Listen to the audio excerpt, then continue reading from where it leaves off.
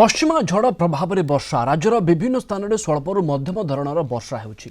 वर्षा को नहीं भयभीत हो पड़िछन्ति भद्रक जिलार चाषी।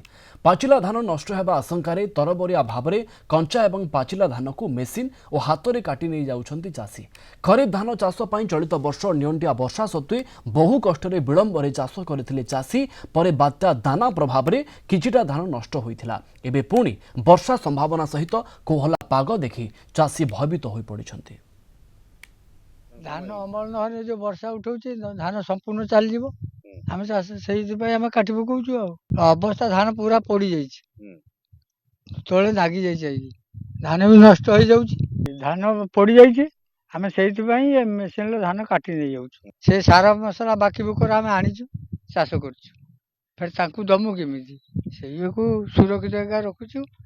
ताकू से बिकी बाकी ताकू दमु चाष करते हजार हजार चाष होइछि। हमर चाष आमर कम चाष तेणु करके धान बर्तमान काटिया समय नहीं एबे काटियार कथा नुहे कि आम वर्षा सीजन सकाल जो वर्षा झिपझिपि उठेला मेघ पाग उठेला आम तर भरिया बांधी बुंधिकी टली फली बुईकी नेउछु।